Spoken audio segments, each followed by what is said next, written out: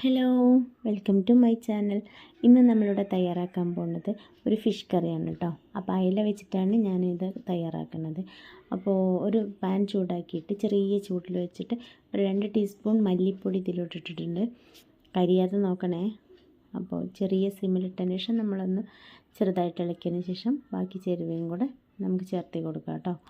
ഇതിൻ്റെയൊക്കെ പച്ച മണം മാറാൻ വേണ്ടിയിട്ടാണ് കേട്ടോ.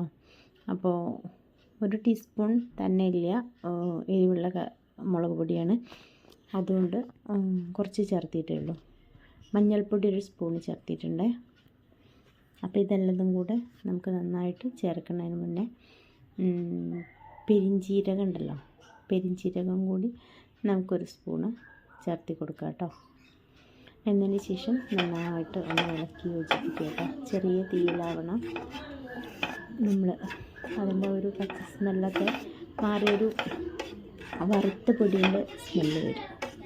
അപ്പോൾ അതുവരേക്കും അങ്ങനെ വെക്കാം. കരിഞ്ഞു പോയാൽ കറിക്ക് കയ്പ്പ് ടേസ്റ്റ് വരും, ഒരു രുചി ഉണ്ടാവില്ല കേട്ടോ.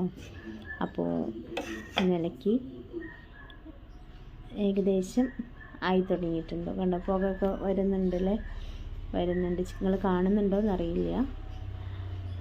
അപ്പോൾ ഏകദേശം പച്ച സ്മെല്ലൊക്കെ മാറി എല്ലാ പൊടികളും അതിലോട്ട് ചേർന്ന് ഒരു പെരിഞ്ജീരകത്തിൻ്റെ, വലിയ ജീരകമായിട്ട് തന്നെ പെരിഞ്ജീരകത്തിൻ്റെ സ്മെല്ലൊക്കെ വരുന്നുണ്ട്. അപ്പോൾ നമുക്കിനി ഇന്ന് പാനിന്നോട്ട് മാറ്റി വയ്ക്കാം കേട്ടോ. ഏകദേശം എല്ലാം ഫുള്ള് റെഡിയായി, നല്ല സ്മെല്ല് വരുന്നുണ്ട്. ഇനി നമുക്ക് ഒരു ചട്ടി അടുപ്പത്തോട്ട് വെച്ചിട്ട് ഇത് നമ്മൾ നന്നായിട്ട് തേങ്ങയും കൂടി ചേർത്തിട്ട് അരച്ചെടുത്തിട്ടുണ്ട് കേട്ടോ. അപ്പോൾ അരച്ചെടുത്തിട്ട് നമ്മൾ ബാക്കിയും കൂടെ ആവശ്യത്തിനുള്ള വെള്ളം കൂടി ഈ സമയം ചേർക്കുക. ഞാനൊരു വലിയ തേങ്ങയുടെ 1 മുറി ചേർത്തിട്ടുള്ളൂ കേട്ടോ. അപ്പോൾ നന്നായിട്ട് തിളച്ച് വരുമ്പോഴേക്കും നമുക്ക് തക്കാളി, ഒരു ചെറിയ 2 തക്കാളി ഞാൻ എടുത്തിട്ടുണ്ട്. ഇതിലേക്ക് ആവശ്യത്തിന് ഉപ്പിട്ടിട്ടുണ്ട്. എന്നതിന് ശേഷം നല്ലതുപോലെ ഇളക്കിയിട്ട് നമുക്കൊന്ന് അടച്ച് വെച്ചിട്ട് വേവിക്കാം കേട്ടോ.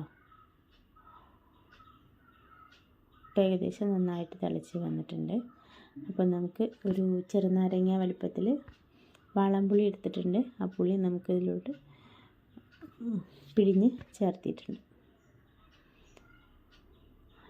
ഈ സമയം കറിയിലോട്ടുള്ള ഉപ്പൊക്കെ ആവശ്യത്തിനുള്ള ഇട്ട് കൊടുക്കാം കേട്ടോ. ഇട്ടെടുത്തതിന് ശേഷം നമുക്കൊന്ന് അടച്ച് വയ്ക്കാം. നന്നായിട്ട് തിള വന്നു കഴിഞ്ഞാൽ ഏകദേശം വെന്തിട്ടുണ്ടാവും. അപ്പോൾ ആവശ്യത്തിനുള്ള അയില ചേർത്തിട്ട് നമുക്ക് ഇപ്പം നന്നായിട്ട് മിക്സ് ചെയ്തതിന് ശേഷം, ഇനി തുറക്കുമ്പോഴൊക്കെ മിക്സ് ചെയ്യുമ്പോൾ ശ്രദ്ധിക്കണം, കാരണം മീൻ ഉടഞ്ഞു പോവും.